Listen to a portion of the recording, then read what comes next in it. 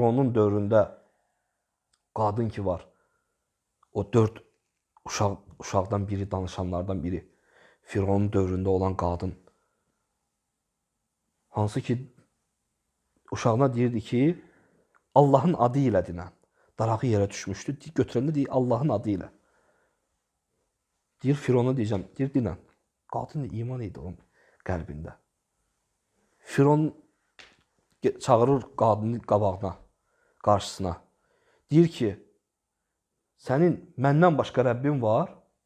Deyir, bəli, mənim və sənin Rəbbin. Allah. Onun yanında getizdirir, inəyi atırlar odun içdə. Deyir ki, belə inəyi attığım kimi sənin övladlarına da, sənin də oda atacağım.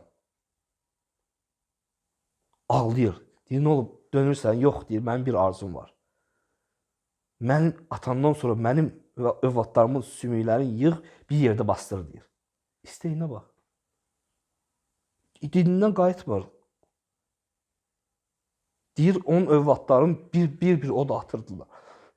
Kim dözər buna? Övladının gözü qabağında oda atırlar, kim dözər? Dözdü. Birini attılar, ikisini attılar, dözdü. Üçüncüsünü atan vaxtı tərəddüd elədi. Övladı dik qayıdıb anasına. Tərəddüd eləmə, Allaha təvəkkül elə. Bu idi onların qəlbində iman. İmanı yaşayırdılar onlar, həqiqətən də. Həyatlarında iman onların qəlbində idi. Heç kəs onları imanından döndərə bilməzdi. Necə ki, Fironun seyirbazları Allaha iman getirdiyi vaxtı. Allaha iman getirdiyi vaxtı Firon dedi ki, mən sizi də öldürəcəm. Onlar imanlarından dönmədilər. Çünki onlar Rəblərini tanıdılar.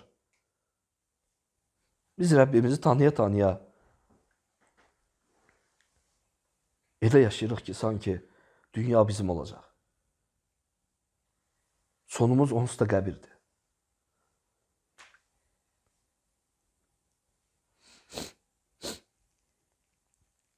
Allah Subhanahu Kur'an-ı Kerim'de buyuruyor ki: "Kul in kana aba'ukum ve abna'ukum ve ihwanukum ve azwajukum ve ashiratukum ve amwalun iqtaraftumuha ve ticaretun takhshawna kasadaha ve masakin tardawnaha ahabba ilaykum min Allahi ve rasulihi ve cihadin fi sabilihi fetarabbasu hatta ya'ti Allah bi emrihi vallahu la yahdi'l kavmel fasikin."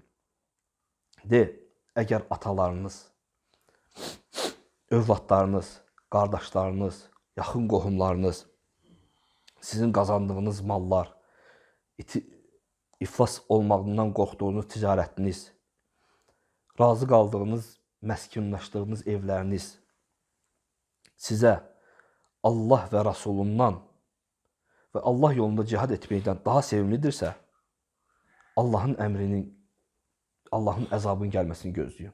Allah asi qövmü hidayətə yönəltməz. Əgər bizə övladlarımız Allahdan və Rasulundan və ona olan ibadətlərdən daha sevimlidirsə, bizə Allahın əzabı gələr. Allah qullarını ən sevdiyi malı ilə, övladı ilə imtihanı çəkir. Övladı ilə imtihanı çəkir, insan dözə bilmir. İnsan Allahdan çox sevsə övladını, Allah elə imtihanı çəkər ki onu, olub vallahi qardaşlar olub ki, danışırlar, deyirlər, elə çox istəyirdim övladımı, onun kimi heç kəsi istəmirdim. Uşaq yaşında Allah Subhanahu taala aldı onu. Allahın əmanəti idi, vermiş də aldı. Burada heç bir zülm yoxdur. Amma insan neyini özünə elədi? Özünə zülm verdi. Özünə qəlb ağrıları. Amma insan Allaha təslim olarsa, özünü, malını, mülkünü, övladlarını, ailəsini Allaha həvalə edərsə, Allah üçün sevib, Allah üçün nifrət edərsə, o zaman ona fərq etməz. Necə ki, sahabi qadın gəlir, Peyğəmbər sallallahu aleyhi ve sellem cihaddan qayıdan vaxtı gəlib sahabələrdən soruşur ki, mənim ərim hardadır? Deyir, Allah yolunda cihadda şəhid oldu. Deyir, mənim atam Allah yolunda cihadda. Mənim qardaşım şəhid oldu orada. Deyir, bəs Allahın elçisi? Deyir, o sağdır, o gəlir. Deyir, ən böyük müsibət bizə o olardı. Bütün ailəsini itirib. Evinin bütün kişilərini itirib. Allah Rəsulunun qayğısını çəkir. Bu Allah və Rəsulunu sevməkdir. Allah və Rəsulunu həqiqi şəkildə sevməkdir. Çünki insan Allah və Rəsulunu sevərsə, onun üçün bu dünya cənnətə çevrilər. Çünki o iman onda olar, onun qəlbində o iman olar.